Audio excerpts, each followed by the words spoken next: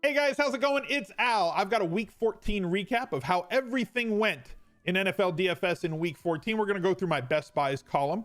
We're going to look at where I was right, where I was wrong, where I hit, where I missed, and some of the spots where I hit, did we get lucky or unlucky?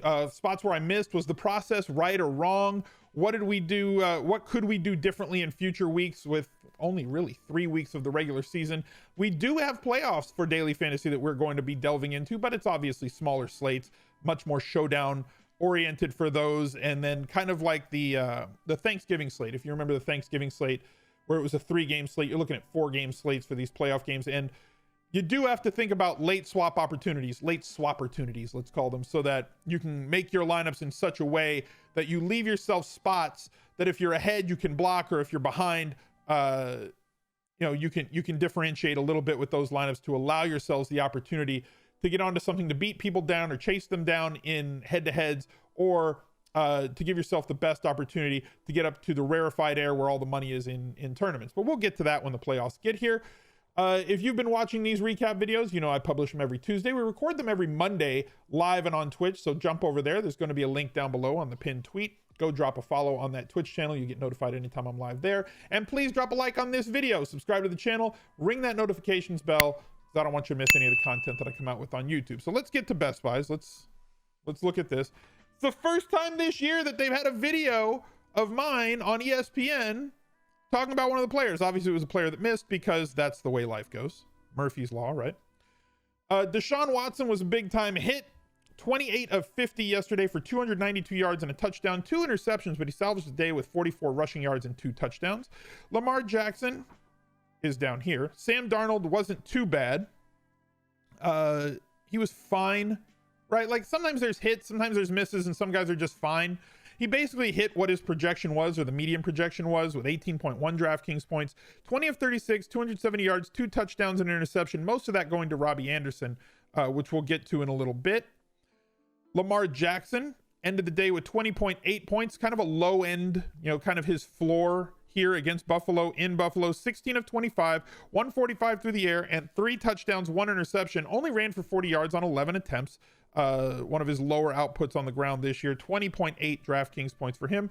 Drew Brees was an absolute smash as that game went bonkers with 94 total points scored. 29 of 40 for 349 and 5 touchdowns with no interceptions for Drew Brees. As you guys know, I'm not a fan of the Taysom Hill project, because when you have a quarterback that's as efficient as Drew Brees and you get to the most high leverage spot on the field, taking that player off the field is not a great idea. Keep the ball in the hands of your most efficient players in the most important plays of a drive, which are the ones that are inside the 5, 10, and 20 yard line. So kind of toying around with Taysom Hill. I mean, if you put him on the field, both of them, maybe it confuses the defense, but like, I just don't like the plays where Drew Brees isn't at quarterback, and his output this week is the reason for it. So quarterbacks were all fine. Alvin Kamara was a big miss, but I'm struggling with this one. I really am. With the amount of points that New Orleans scored yesterday, Alvin Kamara actually got 2 inside the 5 carries in that game yesterday. He carried it 13 times, which is normal for him. Only got 25 yards on the ground, which was somewhat expected for him to be less than efficient on his carries on the ground, right?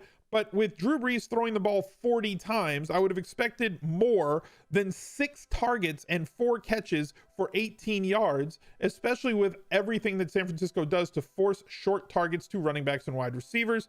Only 7.3 points here. Big miss on his salary. Unfortunate, based on the reasoning that I gave was why we're playing this spot against the 49ers. It just didn't work out for us. I feel like we could have salvaged this if one of those inside the 5 carries got into the end zone. I really feel that if you told me before lock that they were going to score as many points as they were going to score and Drew Brees was going to have 5 touchdown passes, that I probably would have had even more Alvin Kamara, knowing what I know. So I kind of feel like we got a little bit unlucky here, but it's a miss. I'll take the L on it. If you guys need me to take an L somewhere, go ahead. Melvin Gordon, he was a hit and got unlucky. 19.4 DraftKings points, carried the ball 12 times for 55 and a touchdown, fell down on the 1 foot line on another possible touchdown and then got vultured on the very next play by Watt, the fullback, caught 5 balls on 5 targets for 29 yards and sat the entire fourth quarter because Jacksonville could not come close to keeping pace as they've gotten throttled by basically everybody for the last month and a half at this point.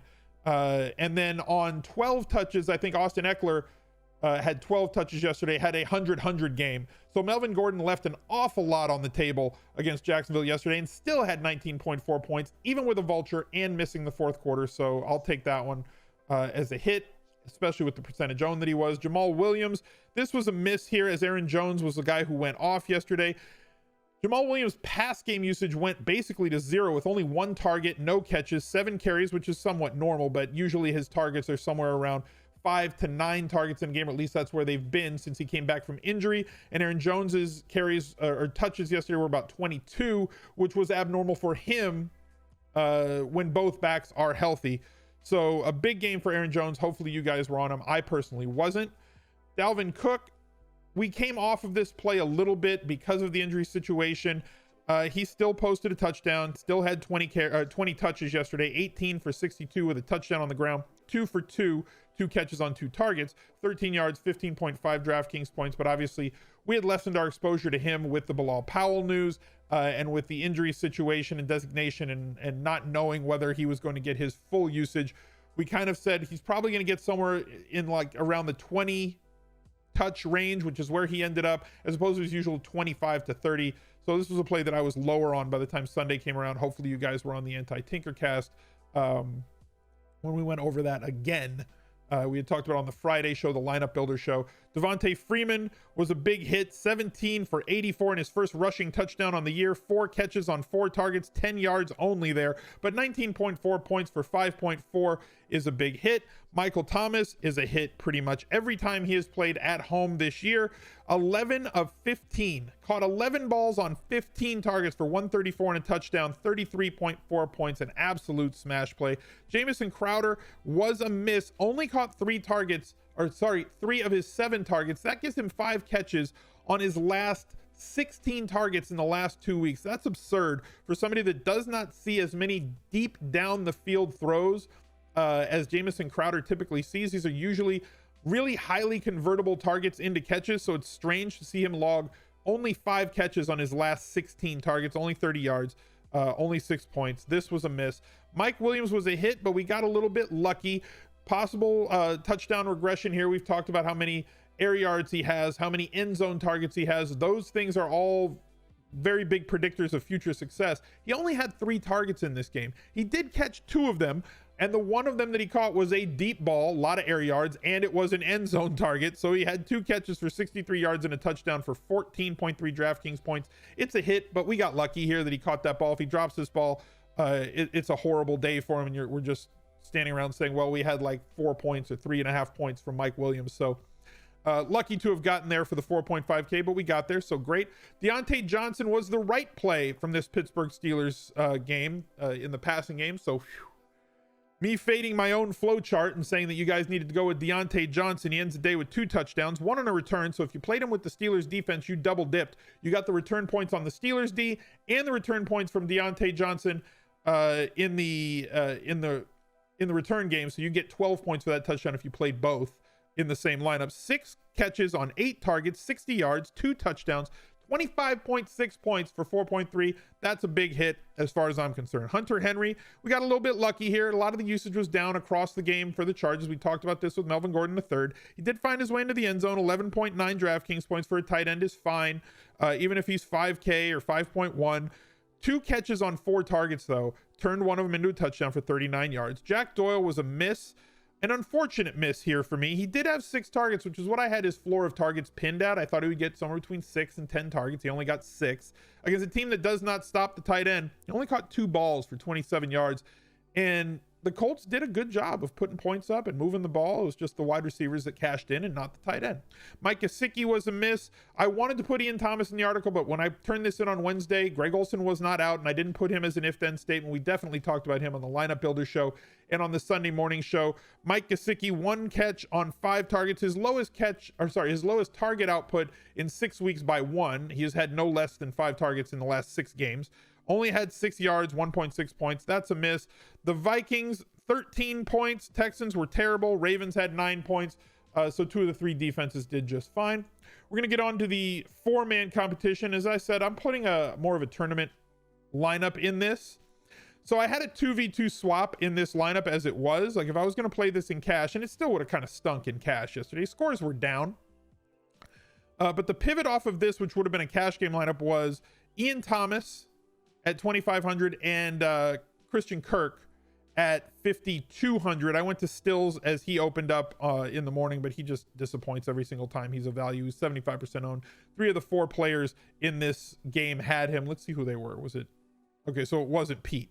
So Pete was the only one that didn't have it, and Gesicki to give me the bring back from Sam Darnold and Jamison Crowder. I've had a question a couple of times this week. What does a bring back player mean, or what does a bring back group?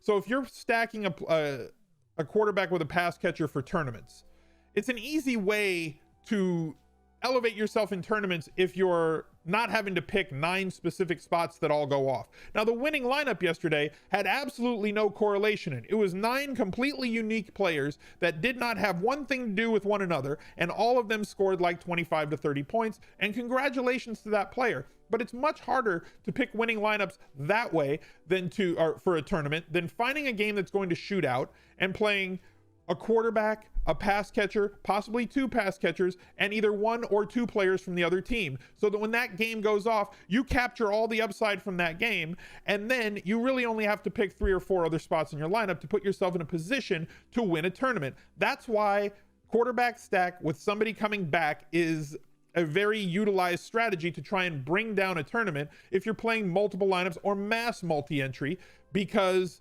it puts you in the best position to score a ton of points, right? Without having to, because they correlate with one another. Just like in MLB, why we're stacking 5 players from one team. Because if that team scores 10 points, you're going to get the runs, RBIs, hits, doubles, homers, everything. And that entire lineup's going to balloon up the scoreboard as opposed to having to pick 8 or 9 unique spots. So my lineup, even with that too, would have had like 130 something points, which even on a low scoring week like this would have been kind of trash. Christian McCaffrey was fine. I went to Bilal Powell going after the volume there. He was fine. I don't want to hear how Bilal Powell busted yesterday. Bilal Powell was, if you played Bilal Powell, you were playing him on the backs of a projection of about 10 to 10.4 DraftKings points. He scored 10.8 DraftKings points. He was fine. And he allowed me to get up to Christian McCaffrey in this lineup. He allowed me to get up to Julian Edelman, who, again, we were unlucky on Julian Edelman. He was somebody who grew on me as the week went on, and I was much higher on him as a wide receiver in that 7 to 8K range than I was earlier in the week. He's now had 10 targets for 8 straight weeks, which is absolutely absurd. And he dropped a touchdown, or had one knocked away from him at the end of the game that would have been a 10.5 point touchdown, putting him in the 35.5 point range, because he would have gotten the bonus. He would have scored a second touchdown, would have had another catch. That's 10 points right there for the 3 for the bonus, the 6 for the touchdown, the 1 for the catch, plus the extra 5 or the 7 yards or whatever that was. So you're looking at a big difference there. Obviously, this lineup was no good in tournaments or whatever. So it is what it is. Now, looking at the cage match from last week, Mike nipped me. He got me.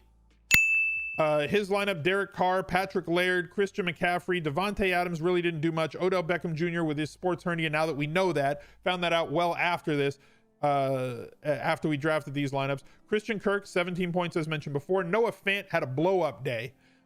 Did exceptionally well. 24.3 DraftKings points. Devonta Freeman, very good value as we mentioned. Buccaneers defense 2, Lions defense for me had 2. Derrick Henry was a smash here. Jack Doyle busted. Curtis Samuel busted. Jamison Crowder busted. Deontay Johnson was the big play. Alvin Kamara busted. Unfortunate there. So too many chalk busts for me to end up to win this one. A very low scoring week overall, and a very low scoring week in cash and in tournaments this week. I hope that you guys did great. Let me know in the results.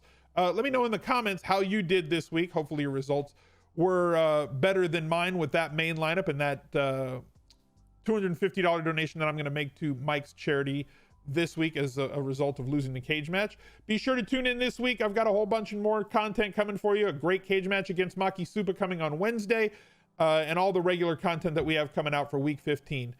So I wish you the best of luck. I'll catch you guys later. Till that next video. Bye. He's a legend.